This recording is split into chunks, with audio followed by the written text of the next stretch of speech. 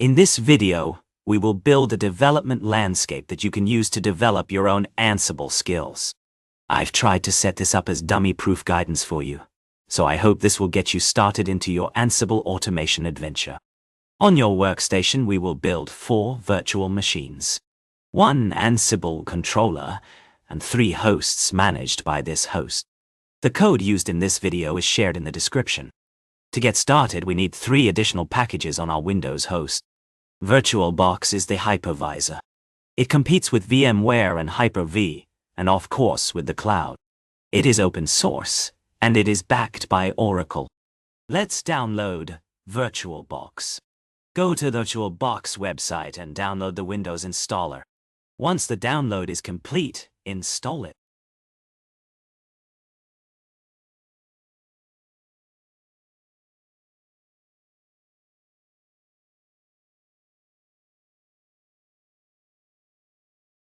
Is basically just next finish.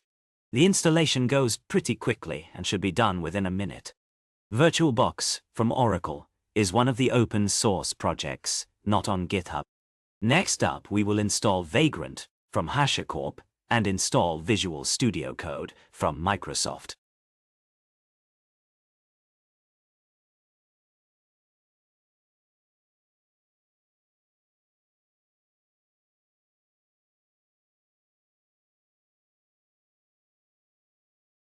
Vagrant is designed for everyone as the simplest and fastest way to create a virtualized environment. It uses a Vagrant file containing the environment that you can share with other people. Let's download Vagrant from the HashiCorp website. You know, the company that created Terraform as well. The company was bought by IBM in April 2024.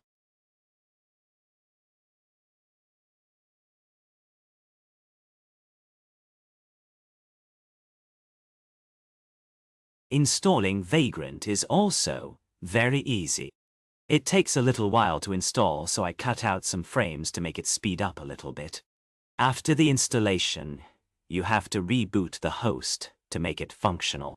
Now we just wait a couple of seconds and click Finish and reboot.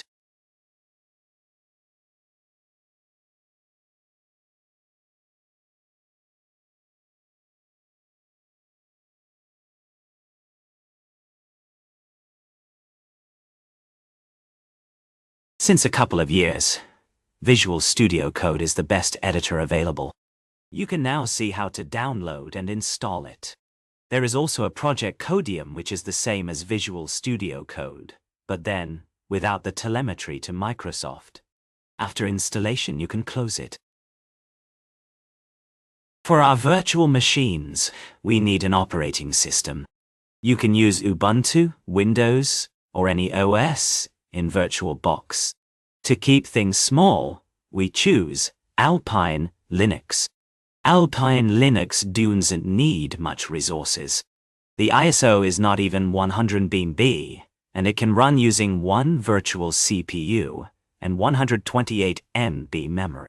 So everyone following this could run a couple of virtual machines. For the controller, we will upscale that to 256 MB to give it a little bit more resources. Let's download Alpine Linux into our download folder. The image is about 65 MB. Let's do some stuff. Let's deploy our first VM. Start VirtualBox and click New Machine. Give it a name, SAPTube1, and select the ISO image. Set the type to Linux and the subtype to Other Linux. Click Finish. The installation goes really quick. We wait for 10-20 seconds and the installation is done. Now, we can log in with the root user. We can now conclude that VirtualBox is working correctly. Let's create a folder we can work in. This is a trick, how to start Visual Studio. Open the Explorer and create your working folder. Go into the folder and at the top type CMD. Then type code ... Visual Studio opens.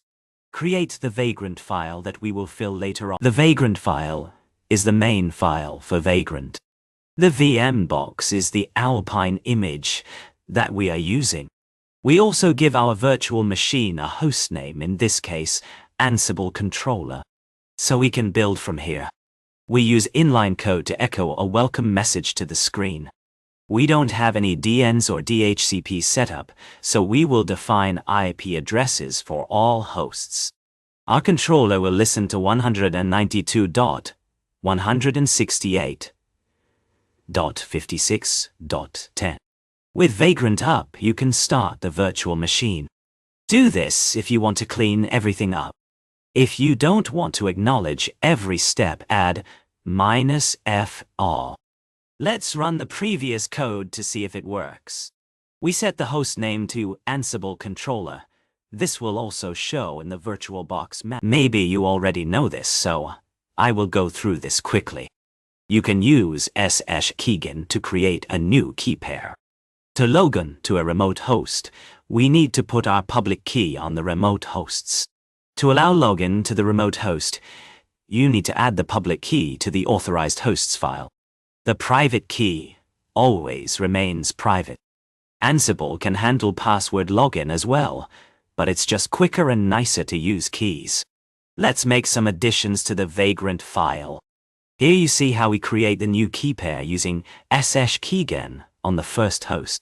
We store it in the default location. In VirtualBox, we can add a local folder to the VM. It's called a sync folder. We mount it in the virtual machine under /Vagrant. We now make the public key available on the Vagrant folder, which we can later pick up in the other virtual machines. That is why we do the copy here.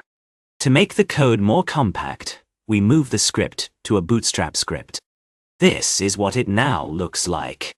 This makes the code better readable, and we can reuse the controller script if needed.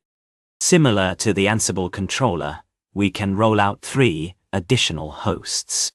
This code will create 3 virtual machines. The Bootstrap scripts can be found in the GitHub repo. This is the new Vagrant file as we are using it with both the controller and the 3 machines we will be managing. We will run this file so from now on all our machines are available. Let's go Ansible. An inventory is handy when running a playbook. Create a file inventory, ini, and put the hosts in there. For fun, I added a variable in there as well. You can also put hosts in groups. Create variable for groups. You can do much more, but we have no time for that now. Running an Ansible playbook is done from the command line. Use the command Ansible playbook to run a playbook. You need to add an inventory file to Ansible knows what hosts it can run on. You could parse it on the command line, but that makes it not simpler. This is not a deep dive about Ansible. It's just a small introduction to set up your development environment. This playbook will ping all hosts, and it will receive a pong back. Here, a cow is from Can4. The ping playbook is started from the Vagrant folder. The first time gathering the fact, this small playbook will execute uptime on all hosts and displays the output on standard out, that what normally would be on the CI. And here it goes. The facts are quick now because they are cached. I'm working on an Ansible 101 video. If you are interested, make sure to subscribe to the channel.